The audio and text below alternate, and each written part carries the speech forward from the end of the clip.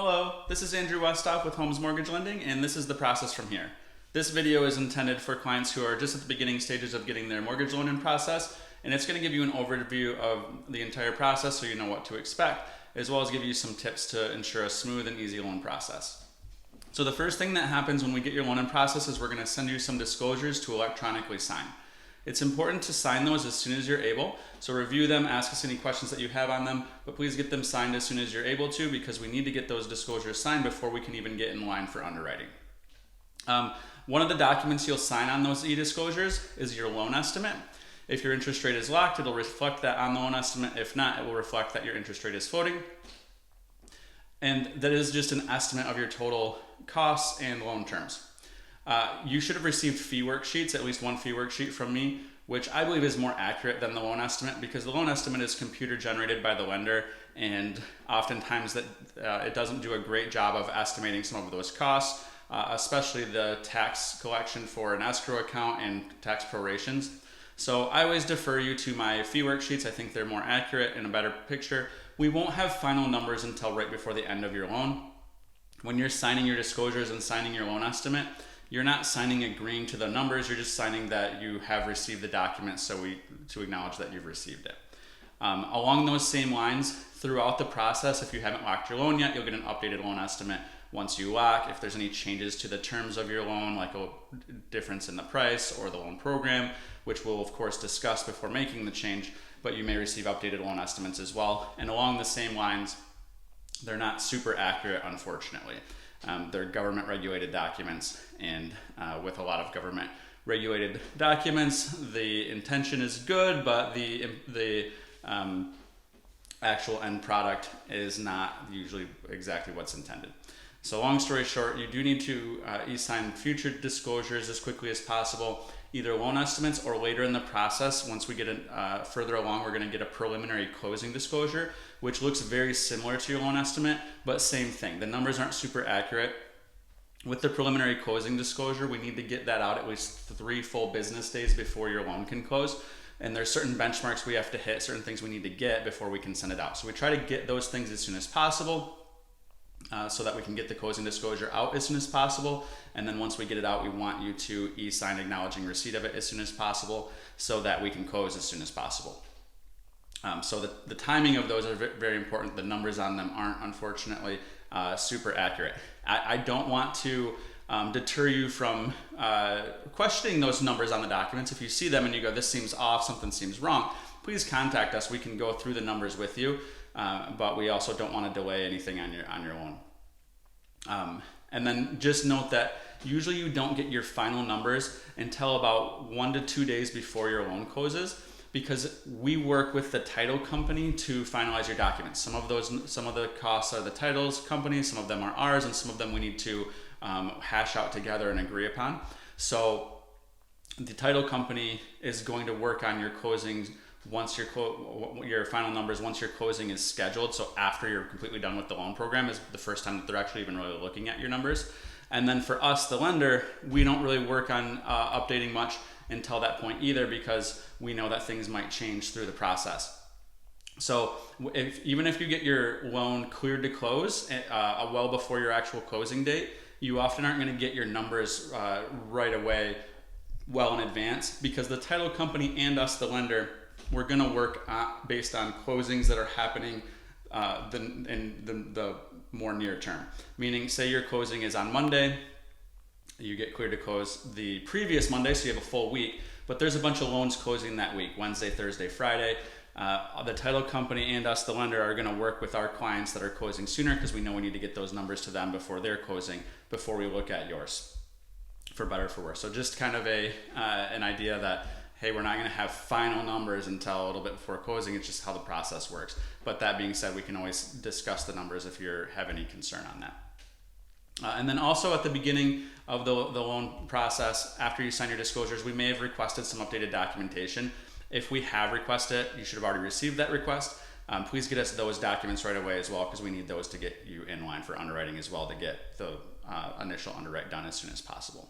So once we get your loan in process, we can also order the appraisal and or lock your interest rate. Actually, we can lock your interest rate before we get the loan in process. Sometimes we'll lock your interest rate before sending out these disclosures, or we can lock it right after. The only reason that we can't lock your rate in, or we might not want to lock your rate in, is if we're unsure of when your loan is going to close. So if we know it's going to close within about 30 days, we can lock your interest rate in for 30 days or less. But if you're doing like a new construction, we might not know when the home is going to be done, so we might not want to lock. Or if there's some other reason that we're not exactly sure when the closing will be, we might wait to lock. Otherwise, we can lock at that point. When you lock your interest rate in, you're locking for better or for worse. So I will not be able to predict the interest rate. I won't try to tell you that I can predict the interest rate and think I know what's going to happen. And I've been doing this a long time, over 10 years. And in my experience, really no one can predict mortgage interest rates in the short term. Some people can predict them pretty well in the midterm, 6 months to a couple of years out. But as far as a few days to a few weeks in the future, it's very hard. I haven't met anyone, even those that claim to be experts at mortgage interest rate predictions, be able to consistently predict it in that short window. So it's really up to you if you want to float the interest rate or lock it in. If you lock it in and rates go up, you're protected. If they go down, you're sticking with the little bit higher interest rate. The good news is that if rates drop a significant amount, whether while your loan's in process or shortly after, we can always look at doing a refinance to drop the rate. But if they go higher and they don't come down, you're stuck at that higher rate. So most of my clients tend to lock the rate, but it is your choice. If you have a hunch that rates are going to come down, by all means. If you want to gamble a bit, you certainly can. But know that you're locking for better or for worse. When you lock, we do need to lock your interest rate in about a week before closing as the latest time we need to lock to be able to get your closing scheduled and everything clear. And one other note is that when we lock your interest rate in, we're locking it in for a period of time, usually 30 days, sometimes 22 days, sometimes 45 days, just depending on when we expect your loan to close. But we have to close before that lock date.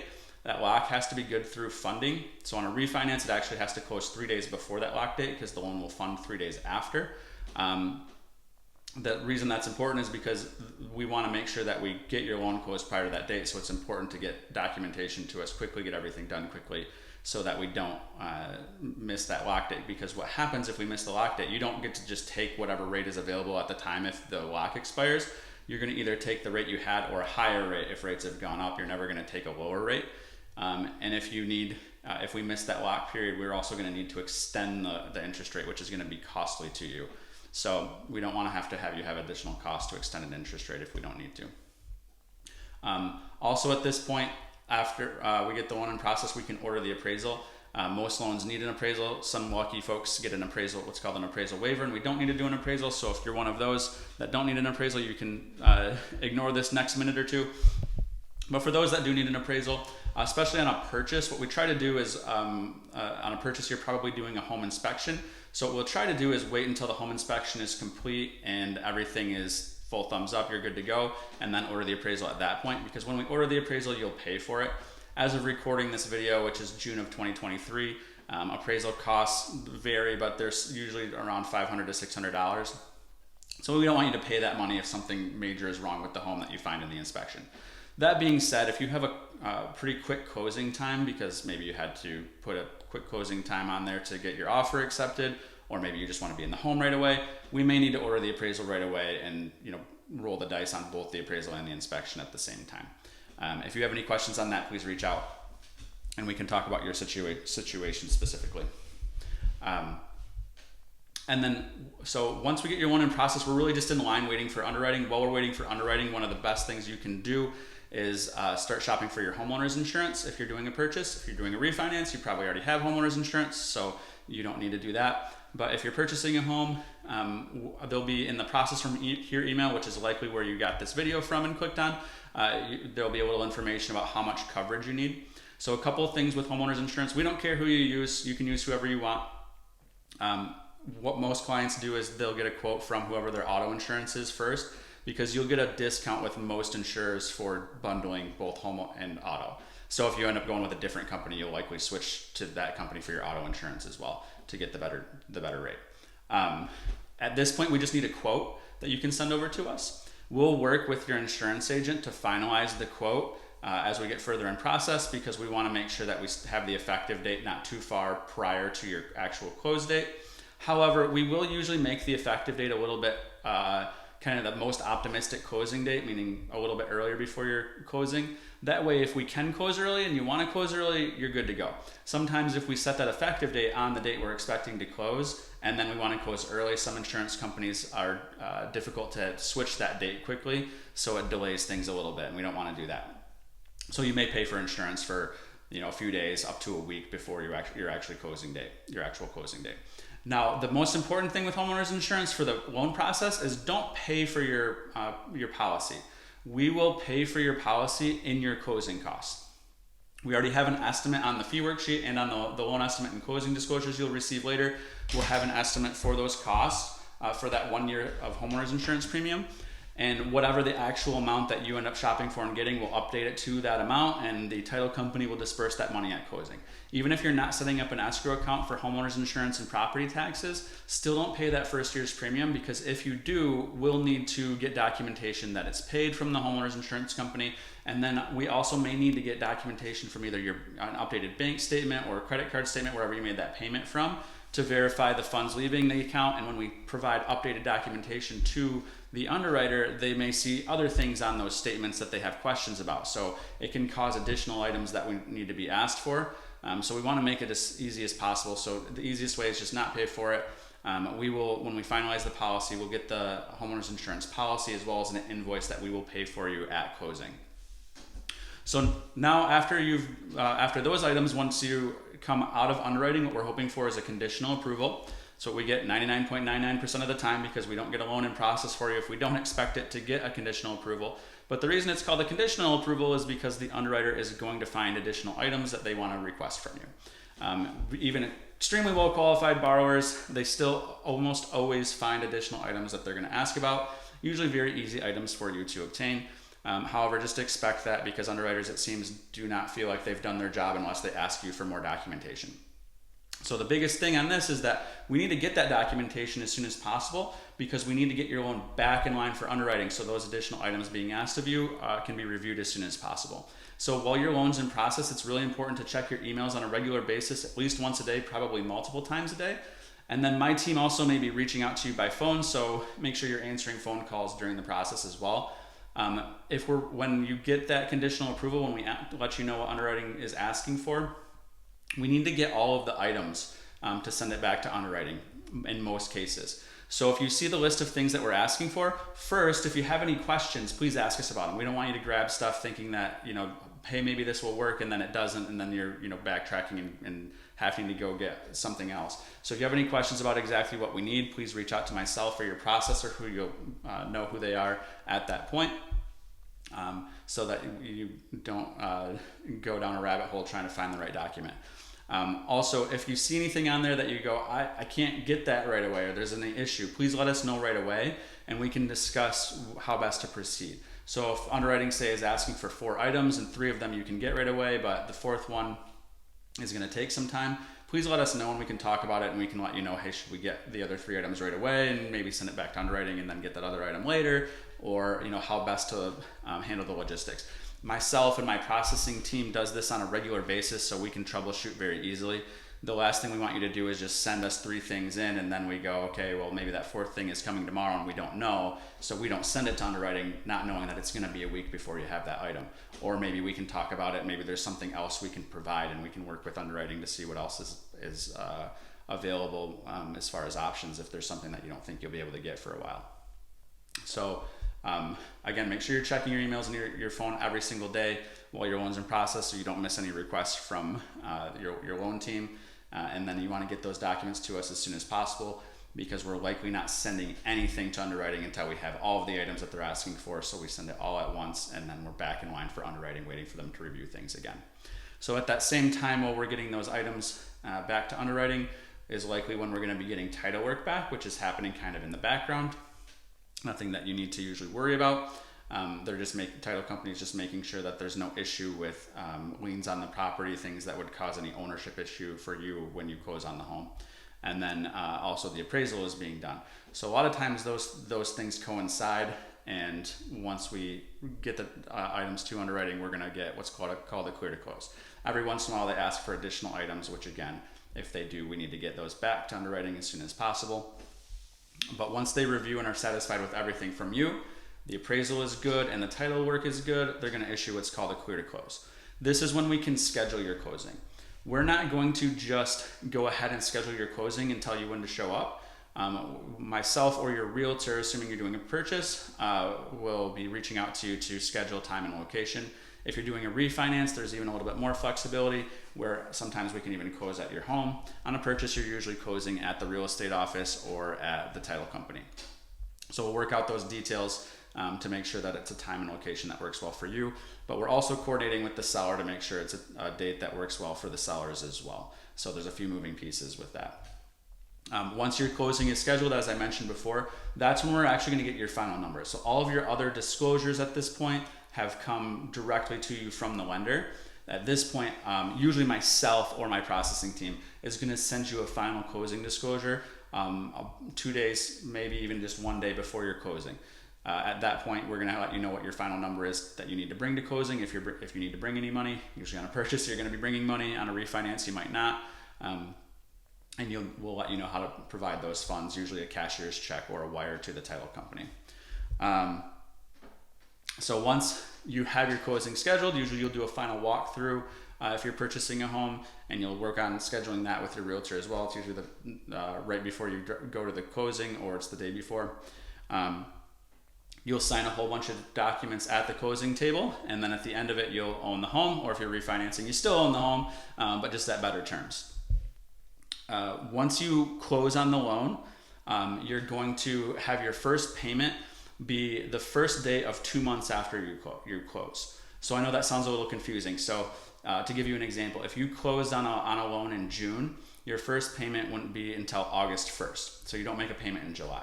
The reason for that is because the interest that you pay on your mortgage payment is from the previous month. So it's not any crazy math we're doing to have you skip a payment. It's just the way that the mortgage math works, that you what kind of nice. In a lot of cases, you don't make a payment for that first month that you own the home, especially if you're moving out of another place and you have multiple payments or whatever the case might be. So a couple key tips that are really important during your loan process, mostly things not to do. So first, we'll talk about your bank statements and asset statements. We don't want you to make any large moves of money around, because at any point, a lot of the time, the conditions that underwriting asks for when you get that conditional approval might be updated asset statements. So if we provide those and you've moved a bunch of money around, well, that can create a rabbit hole of having to provide additional documentation from other asset accounts to see the trail of the money. Now, that being said, if you're buying the home and you're moving money from one account to another, like maybe you have a brokerage account or a retirement account or something like that, right at the beginning of the loan is when you want to start moving that money, just so that we know that it's going to be there by the time we need it for closing. If you have any questions on that, you can certainly let me know, and we can discuss your specific situation to make sure it makes sense. But other than that, you don't really want to move much money around during the loan process just to make things as smooth as possible.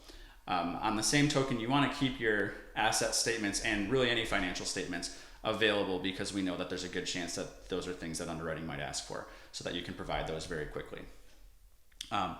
As far as your credit, we also want your credit to stay as high as possible in case we need to repull your credit.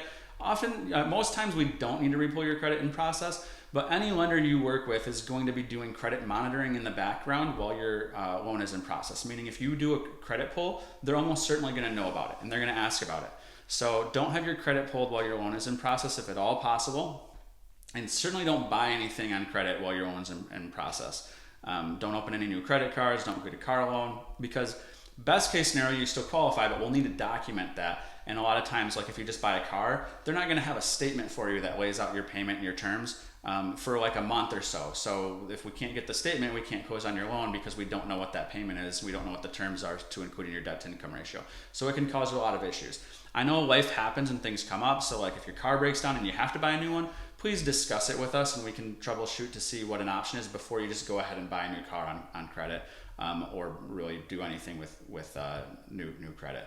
And also a really bad situation would be, even if you still qualify, but if you have your credit pulled and underwriting does that credit monitoring and they see that it was pulled, they might say, hey, let's re-pull their credit. Let's do the hard pull and see what the scores are. And hey, they drop 10 points. Well, now you might have a lower credit score that would affect your interest rate in terms of your loan. So we don't want that for you either. And then lastly, and probably most importantly, is that don't make any changes to your employment while your loan is in process. One of the very last things that we do is called a verbal verification of employment. So if we're using employment income to qualify you for your loan, we're gonna wait until no more than 10 days before you close, but usually 2 or 3 days before you close. The underwriting team is gonna either call your employer, or some employers have an automated system that they use where they can check online, but they're gonna reach out to your employer really close to when you close, probably after you receive the clear to close. To make sure that you haven't had any change in your employment, that you didn't just put leave in, that didn't just put 2 weeks notice in, that the structure of your income didn't change. So if there is anything that happens to your employment while your loan is in process, please let us know right away so we can troubleshoot and make sure that it's not an issue. Don't think that we're already past underwriting. There's no more things that are being asked of you as far as income, like pay stubs or W-2s, and that you're good to go, because we're gonna check right at the end. And if we find out right at the end, even if you still qualify, if there's been a change, underwriting is going to ask for new documentation. So if your loan's scheduled for Friday and we got clear to close on Monday, we might not find out until Wednesday that there was a change in your employment. Well, now they're going to have to cancel that closing and get more documentation to underwriting and change everything. At that point, you've probably made moving plans. If you're buying a home, the seller's probably made moving plans. So it's going to cause a lot of chaos and a lot of stress in an already stressful situation. So just avoid that if at all possible. So the biggest thing is that any questions that you have, please let us know right away. And if you follow this advice, you'll be in for a smooth loan process. I hope this was helpful, and really look forward to helping you as we go through this loan process. I think that you'll be very happy with how my team handles it, and look forward to we'll certainly be in touch. So look forward to working with you. Thanks.